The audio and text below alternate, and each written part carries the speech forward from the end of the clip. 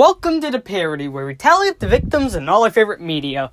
I'm not James A. Janice, as per usual, and today we're looking at the second season of One, released in 2022. After the end of the first season last year, some hype for the show cooled down quickly before a teaser trailer came out on Cheesy hfj's channel, and it just told the fandom that, hey, a second season's coming. A trailer came out after that showing that the release dates of these new episodes would be 10 days apart. And it also told us a few things about the first few episodes in this new batch. I'll get to the story and the actual thing, but overall, while this season does have some flaws, I found it to be just a bit better than the first season. With 9 episodes being multiplied by 2, do we have twice as many deaths this season? Well, let's find out and get to the kills. The season begins with Liam trying to find a way to hitchhike to Connecticut. It doesn't take long for 2 people to stop by in their car to take in Liam. And with the driver guy changing it to some cheesy hfj original music, we can finally set off on our way to Connecticut. This segment is a pretty big portion of the episode. Liam, look at Amelia, your friend from the plane. Wait, no, come back! Some hitchhikers willing to take Liam in is a party van, and a whole lot of other vehicles as he makes his way to Bridgeport, Connecticut. He runs by Toledo Fake Out, as well as a whole bunch of other places amidst all of these state signs, showing us how it just gets more boring as he finally makes his way into Bridgeport. He gets out of the final car on his hitchhiking trip until he finally sees Bryce's compound. He calls an elevator and steps on in, and this is where Liam's life will change as he makes his way up to Bryce's apartment. He knocks on the door, and here we see Bryce! No way! Oh, no more Bryce. He barricades Liam outside, not wanting to deal with the troubles of One again.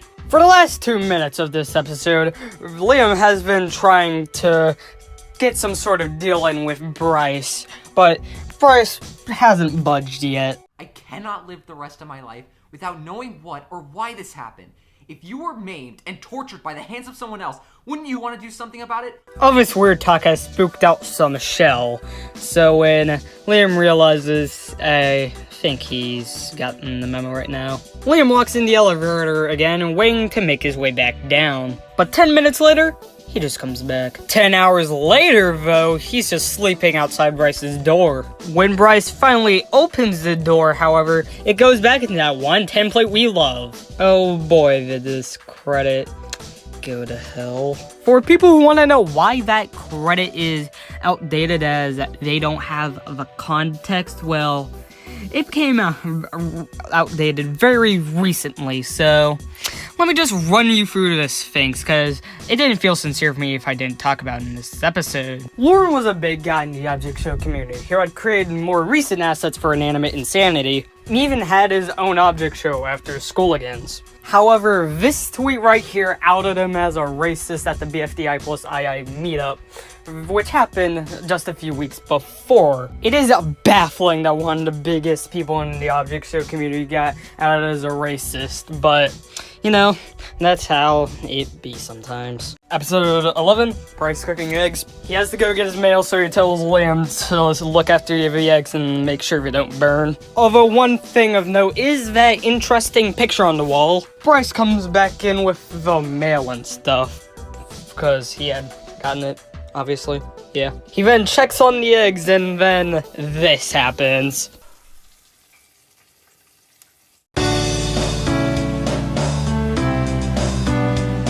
Bryce wants to know how Liam got here, so he just pulls out the notes that Stone gave him that doxed him. And apparently it took him a week to hitchhike over to here. He recognizes one of the names on one of the notes, Silva, and has a potential lead to know whatever's going on. So he writes down his address and leaves for work. Although that can't happen because the health inspector got them for overnight freezer turn off, so they have to go together, in which they reveal their names to each other at. They get to his house where he has stuff laid in front of his house for a garage sale. In the background, Bryce is talking about a computer that he may possibly have, and Liam finds it. Apparently something happened with it to where the typing retaliated against him, and they decide to take it through 15. Meanwhile, what we think is his son comes out and asks him what they're having for lunch. Oh, we're having carnitas. That delivery is one of my favorite things in the show, to be honest. So after getting it, they leave into a jump cut. Liam tests if the typing works, so he has to put in that, and then boom, it works. Perfect. After making sure it works, they get into basically what's a huge argument about how this is unnecessary. Wow, Liam just says it's necessary, and I agree with Liam. It is very necessary. During their big argument, Texty is revealed to be the one in the background. While not the cue to all sex, they do place something to interrupt the argument.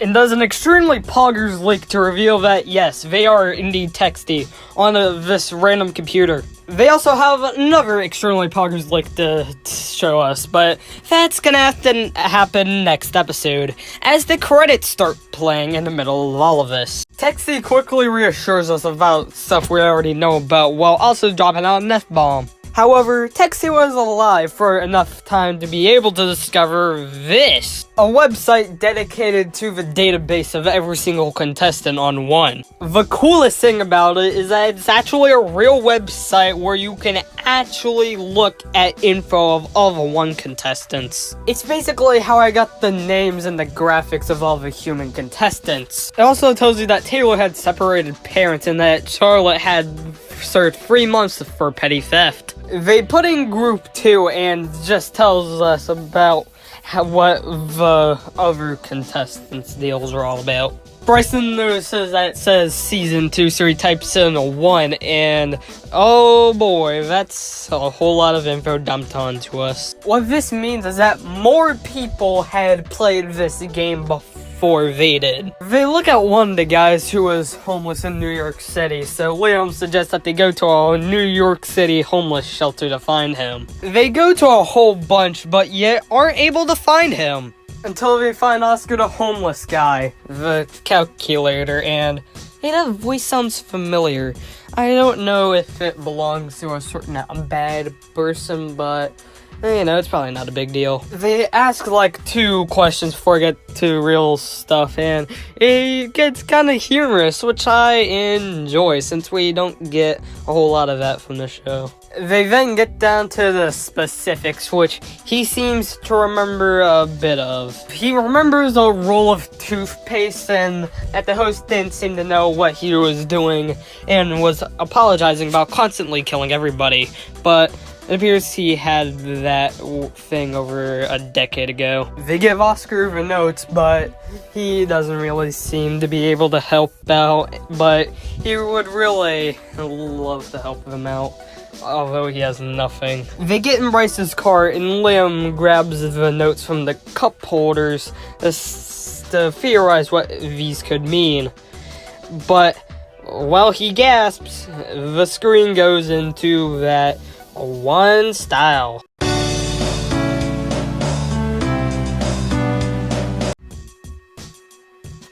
Liam and Bryce walk into the apartment talking about coding radios. Because when he died, we saw 2 chairs, a table, and a guy flipping through radio stations, so Liam suggests it has to do something with that. And then they say the Oscar lead led nowhere. Bryce says that there are rain clouds coming in, so Liam checks the weather where, yes, in fact, it's going to rain. That weather gives him an idea to climb the smokestack. And much like a whole lot of stuff in the cities in the show, that is actually a real location. And Bryce obviously ain't feeling it, because why would he want to climb up a smokestack while it's pouring rain? He also asks Liam if it's just an adventure to him, in which, I mean, at this point it kind of is, but it's kind of not. However, we can kind of quickly resolve that argument with smiley face, and they both go to sleep,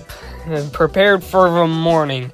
Except that when Bryce wakes up, it's not morning, and Liam's gone. He actually went out in the pouring rain to get to the smokestack, but Bryce pushes him down to the ground and just yells at him. Liam just tries to walk away from Bryce, but obviously that ain't working. For some reason, I find that one can do excellent argument voice acting, And that holds true in this scene, which I sped up. Liam's still aiming for that smokestack, so he just runs past to Bryce while, I think, crying.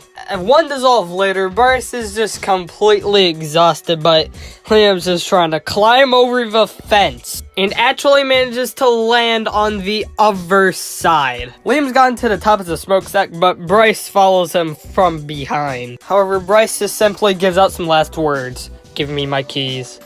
Liam does comply, but they get struck by lightning in the classic wand coloring style. Wait a minute, did I say last words? Oh yeah, I did say last words. Bryce and Liam just flat out died there from a lightning strike that somehow managed to hit them both. This episode begins with the first chronological scene in 1. Just a little wholesome scene with Bryce and his sister at the park. It then cuts to a lot of dead people, which I'm definitely not gonna count. We don't know these guys, and we don't even know how they died. And also, plus, there's just way too damn many of them. They all ran away, so Liam's the only one left in the plane as of the moment. It then cuts to Bryce in some sort of neighborhood, where he just looks down the road where his sister is. Oh no, that was just the waiting place. Oh wait, did I forget that this is where the dead people wait to come back? His sister Stella has enough relevance to the plot, enough for me to counter. So I will counter, and she had presumably died in a car crash, seeing how Bryce was smashing together a car and a truck in that opening scene. So then, like, you know, they then start going through all the notes. And then when he starts flipping through all these different radio stations, my job here is gonna get a whole lot harder. Yes, we're about to have a comedic death montage. It starts with a gigantic animated bear just picking up an island and just chucks it at Liam and Bryce. Waiting room hallucination, which could actually be a possible tie to our... oh no. No spoilers! What are you doing here? What? Me? I'm just trying not to spoil the rest of the season for everybody viewing. Well, we're probably just gonna skip to the end anyways, well, yeah. But that doesn't matter. We got like, what, like 4 more episodes to go in the season? Yeah, just don't spoil it, alright? Okay. So then, this happens. This is serious business, Tony. I can't have you... Are these your friends? No, sir. I don't know these guys. God. They just... Take these 3 gentlemen to the scooping room. No, not the scooping room! What? Let go of me! What the heck is going on? Oh boy, and here's where the kills start to ramp up. So here on this planet, they just get shot by a lot of aliens. On this weird little platform planet thingy, they just get crushed by an angry cube. And then they appear next to a campfire where they eventually get pushed in. Shall I just play the rest of the montage? Okay.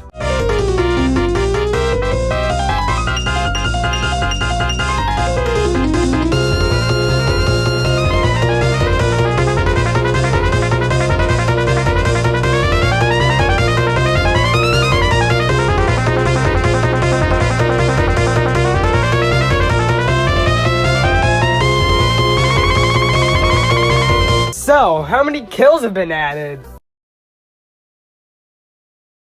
Oh. Bryce reads off the numbers on the notes to give to Liam so he can transmit the correct signal into the radio. They eventually end up in a dimension full of all these stones, which look like stone. Although they try to look for them for a really long while, they end up with basically nothing. Even if they fail, they have a kill command set up just so they can get back to the radio. And so, they set off the kill command, as this episode just goes into one. Oh wait, yeah, kill commands also count as actual deaths here, so boom, they're on the count yet again. While Bryce thought that was productive, Liam said it was basically all for nothing just because they just couldn't find Stone. But they still have the notes that Stone gave him, so that basically wasn't all for nothing. So then they start putting the San Francisco numbers into the radio. And so they actually get to San Francisco in the same place where he disappeared and reappeared last season. They order some headphones which cost $12.99, but when Bryce walks away, Owen is shocked. Oh yeah, Owen's the nail guy from the very first episode. And to explain his disappearance, he lies to Owen and says that he got a job abroad. And apparently the old job probably went out of business, so yep, it's nice to where you can see him again. And that's it for Mr. Worldwide. They go to another place where they can charge the computer techs he's laying in. So they're actually happy for the first time in a while, which means they can just have a toast. Sadly, they don't eat toast. Yeah, to the ones who didn't make it. They can get them back eventually. So then they go to the alleyway that Liam got stuck in the season 1 finale. So then they boot up Texty, excited to go back to the place in order to find what all of this is about. But before they can set the kill command, Bryce disappears! Nah, that just can't be. That just can't be!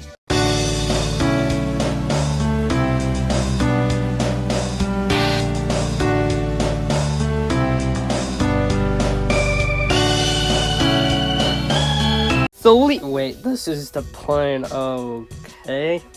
I guess we're back here for the episode. The competition is still going on, and it appears that at this point in the show, airline food gets eliminated. And it appears that we're at the show's final 6 at this rate, with our final 6 consisting of Trey, Whippy Creamy, Subway C, Amelia, Adam, and Charlotte. And at this point in the show, we actually get to see how a few of the eliminated second and third batch contestants are doing. Contact lens is just left on the ground, limbless. Circle of a mole is just in a white area with clapping sound effects. And with folder, well... What's up, it's your boy, we're gonna smash this thing. Yeah, let's do it. Would you like a sledgehammer? Is a delicious, tasty treat. I'm not quite sure I understand. That was literally so cool, guys. Let's dance. Okay. Whippy Creamy and Subway C are getting their sussy senses tingling when Charlotte's been acting a little too sus. I mean, like, she hasn't been there for a while, so what's the holdup? Well, it appears that Whippy Creamy finds something on the ground. Yeah, I'll wait till later. But they have to tell the others about their findings.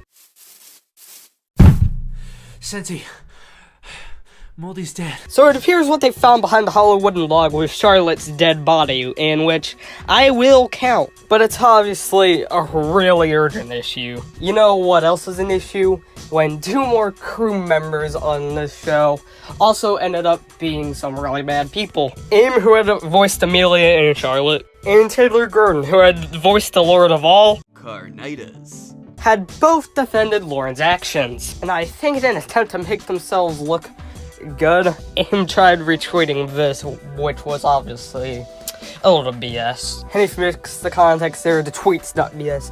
AIM retweeting it is. Thankfully, all 3 of them have been removed from the Inanimate Insanity team.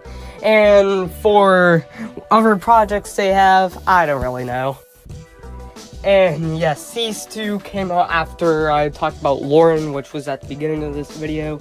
These usually take like 1 or 2 weeks to do for these 1 videos, so yeah. And also, plus, we need to get this out more that these are bad people. Apparently what was left behind of Charlotte was a few moldy crumbs. So Airy recovers her while she was apparently reaching out for someone. So with these final 6, we really don't have a lot of stuff to go off of in this episode. Like, of course, Charlotte still wants her mold treatment, but yeah. And it's pretty sweet to hear what they would all do with their wish. But still, at the end of the day, they just all want to go home. But Bryce can't go home as he's been stuck in the plane. Suitable! So, we've had a pretty good streak lately of all of the episodes being of decent length. The longest of them was only just 9 minutes, so I don't think this one can be that long. Oh. Liam gets in a Bryce-induced panic as someone just runs away in the background, and he gets all scared about it. He remembers the database, and his competition with placement has been changed to an A. This confirms to him that Bryce has, in fact, rejoined the game and that he is going to end it all. So he puts it all into the radio until he ends up in some sort of forest. But he hears and sees a guy walking up to him, so he has to leave. For Liam, that was a pretty close call for him, so he's in the same waiting room that he was stuck in the first season. He sees the roll of toothpaste, which also has enough relevance to the plot in order for me to count him, as he's been stuck here for 2 episodes and he becomes a plot point in this one. So Liam gives Julian the notes that will lead him to San Francisco. So then he has to raise the thing on the radio just so he can actually get back. We don't actually see him get back, but we can assume he does. Liam does the same with the note that he has and pulls the radio thing up and waits. And he eventually ends up there. Not knowing it's the same place, he walks into the right and ends up at a completely different place than what he saw before. So someone was definitely living here. He notices a place where there's just a lot of vines hanging over it, so he decides to go inside and finds... Hi. Ah, finally, a dose of that intro music. The ones you've heard from the past 7 episodes that have been here so far were just edited in by me. Liam pushes Airy down from his stool and just screams at him for all the valid reasons. Airy doesn't really understand, so Liam just tries to push it all into him. He even goes as far as to threaten to destroy the computer, although Airy does eventually talk him down, because then he wouldn't be able to send them all home. But although Liam doesn't do it this episode, Airy's unusually calm, so he just walks outside to the rest of this place. Liam tries walking in front of Airy to get all of this stuff out of him, but he just calmly refuses. Liam does find a place inside Airy's little cabin to just pull out Texty. Airy says he's gonna go and collect a reed, so Texty asks if there's water there, in which, yes there is. As it's been made obvious, this is the episode where Airy's full appearance is introduced. This design was obviously mirrored by Abstracti when they got eliminated last season. The place where Airy collects his reeds is at the top of a very steep cliff with only a wooden plank to separate the 2 sides. So that means there's a whole lot of stuff on this planet, so it does have all the basic stuff. Apparently Liam still has one of the pieces of Airy's broken cassette player from last season 2, and obviously all the pieces are still needed for it, which Liam does have most of, if not all of them. Liam apparently slips up on the bridge and almost falls off, but his notes fall into the water below, so he has to fall down there and get them, while also getting his air. But it's too late for all of that, as the notes quickly crumble inside the water. Liam quickly surfaces up from the water and just has a breakdown right in front of Airy. It's an interesting story how Airy got here, which, you know, this is obviously after Liam's breakdown. So, after he died, he just got here after flipping through that radio, and the past few years here have been preparation for one. Before that, he was just listening to his cassette player. And he hopes that with all of the pieces being able to get back together, he can actually listen to it again. Airy must have gotten the idea for the competition after he figured out that he can plug in the computer in that cave to one of the planets that he created. Apparently the last group was basically just like the group we've all gotten used to. They were all pretty scared. With the first contestant being eliminated, the second challenge was to throw a rock as far as you can, but the first contestant that was dropped crushed the entire planet and killed everyone on there, which I won't count, but I think it has to do with the toothpaste guy in the waiting room. The reason why I think it relates to the toothpaste guy is because he's the only one we saw in the waiting room since the other 5 had been sent back to Earth, and as like with all of them, it seems like he's been in there for around a decade, so it's the most plausible theory. And since everyone was dead and he didn't have a way of recovering them, the competition just ended there. Those past few years had been trying to make sure that the next competition would be going better, and he thinks he's done a pretty good job. Liam says he's gonna go back to the cabin, and before he gets the chance to actually go in,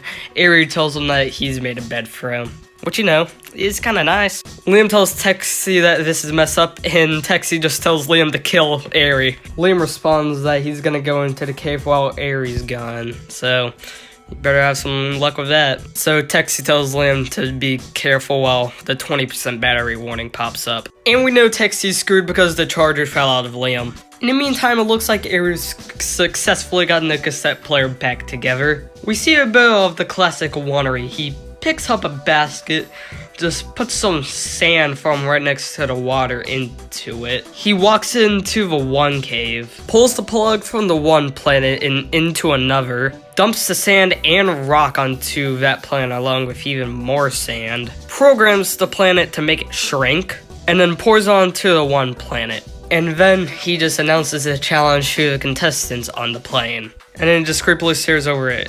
But he noticed that the plug went out, so he just plugs it back in. Bryce and all the other contestants are now trying to pull the plug out from the bottom of the planet. And as we all know, that was a success. In between all the pulls, Bryce just yells at Airy, even though he's on basically the wrong side of the planet, before we get to pulling the plug again. For those lines on Bryce's voice actor, John Newbook, literally just had to scream it in Redacted's closet. With enough effort, they finally get the plug out before it gets plugged back in, and they're sent back to the visible side.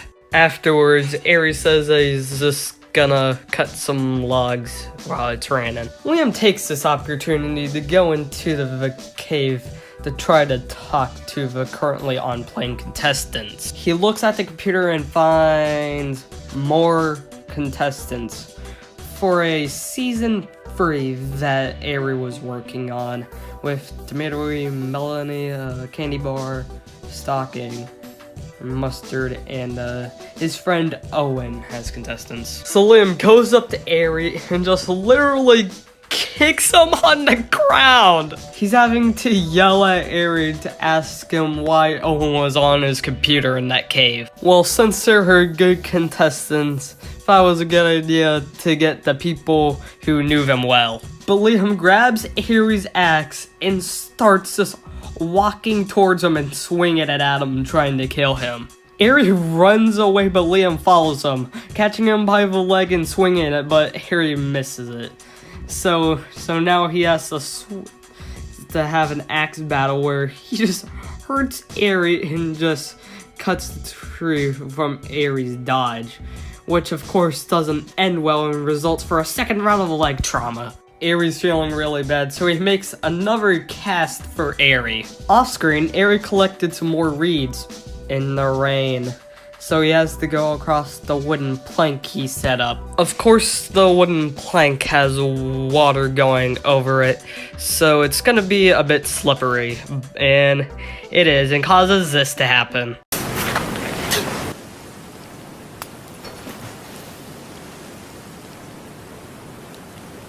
Yes, the host literally just died from sudden decapitation. That is literally one of the most wild things to come out of this wild show. Liam wakes up and on the table he finds the cassette player back in and a cassette tape to play, so he puts it in. The song playing for the last 5 minutes of the episode is a cover of Around the Bend by Pearl Jam. It shows us Airy's first fate, as he had died in a truck crash. He had found himself inside of this waiting room that looks mighty similar to the one we all know, and ended up in this place. It was abandoned, and in that cave, he saw the computer with several planets right by it. So he had gotten to building that house and creating the plane. And eventually, he had gotten the first contestant in, that button. And during all of this, the credits to the series also play, showing us the name of the man who basically caused so much emotional turmoil for 2 years. Liam comes out of that very same cabin and looks down to find Airy's head. Meanwhile, on the plane, they're just all crying. God.